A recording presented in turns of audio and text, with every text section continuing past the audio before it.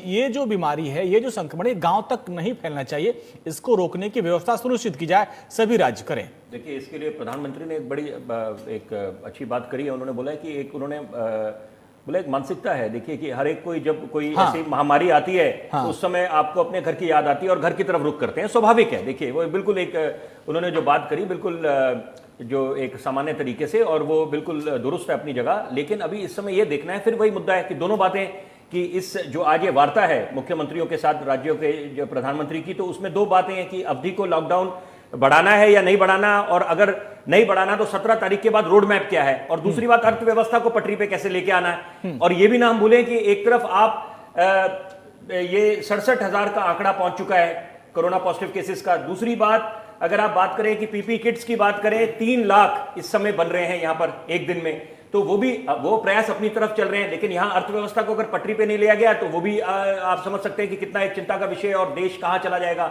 GDP के आंकड़े आपको खुद इस समय पता है कि सब नीचे। लेकिन अगर आपने, मुद्दा वही उठता है कि आप जितने आपके श्रमिक हैं, कामगार हैं, उनको अगर आप अपने घर जाने देते हैं तो एक पहला खतरा कि वहां पर ग्रामीण क्षेत्रों में जाएंगे, गांव में जाएंगे, वहां पर संक्रमण फैलने का खतरा बढ़ जाता है। दूसरी बात कि यहां पर आप एक तरफ ये प्रयास लगा रहे हैं और ये आप लोगों को उनका हौसला अफजाई कर रहे हैं कि आप अपनी फैक्ट्रियां शुरू करें, जितनी आपकी लघु उद्योग है उनको दोबारा करें, एमएनसीओ को बोल रहे हैं कि आप शुरू करिए दोबारा, ताकि और एहतियात बरत के। लेकिन अगर मजदूरी ही नहीं होंगे, श्रमिक ही नहीं होंगे तो काम कैसे होगा। तो यहां पर ये एक बात, कम से कम एक फैसला लेना चाहिए आज जो ये वार्ता चल रही है इस समय प्रधानमंत्री की राज्यों के मुख्यमंत्रियों के साथ, कि ये देखा जाए कि आपने श्रमिक इनके रेल की सेवा शुरू कर दी कल से, लेकिन यहां पर यह देखा जाए कि इनको कैसे हम आपस में तालमेल बनाकर, राज्य सरकार और केंद्र सरकार आपस में अपने मतभेद भुलाकर, बाकी सब चीजें राजनीति छोड़कर एक तरफ रखकर एक नजीर ऐसी पेश करे कि हिंदुस्तान वो चीज एक उदाहरण बना के दिखाए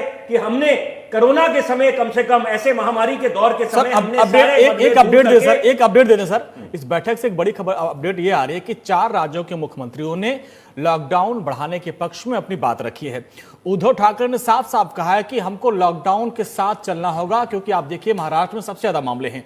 तो यानी फिर ये माना जाए कि जो ये 4-5 राज्य हैं, जो ये 4-5 राज्य हैं जहां पर सबसे ज्यादा मामले हैं, इसका मतलब वहां पर लॉकडाउन तो बढ़ेगा, ये श्योर हो गया इस बैठक में। लेकिन एक बात है, देखिए एक बात समझनी पड़ेगी यहां पर कि अगर जिस राज्य में अगर ज्यादा केसेस आ रहे हैं संक्रमण के, तो उसका ये मतलब नहीं है कि वहां पर राज्य सरकार ने कोई लापरवाही करी है। आप इसको अगर वो करेंगे तब राजनीति शुरू हो जाती है। देखिए, संक्रमण फैलने के या केसेस ज्यादा आ रहे हैं, उसके कई कारण हो सकते हैं, वो एक जांच का विषय है।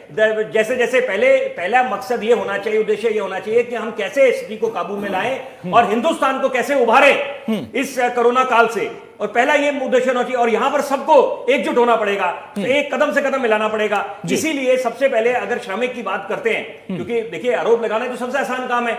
आप बोल दें कि ये कारण, पहले कनिका कपूर से मामला शुरू हुआ, उसके बाद आपने देखा कि तबलीगियों की बात करी, जमातियों की बात करी, उसके बाद कई लोग ऐसे मामले आए सामने। लेकिन यहां पर अब ये शराब के ठेके खुलने के बाद हुआ, वो तो अब जांच का विषय है कि उसके बाद क्या क्या संक्रमण, उसका योगदान क्या हुआ संक्रमण फैलाने में, जब शराब के ठेके खोले गए, धज्जियां उड़ाई गई सोशल डिस्टेंसिंग के नियमों की।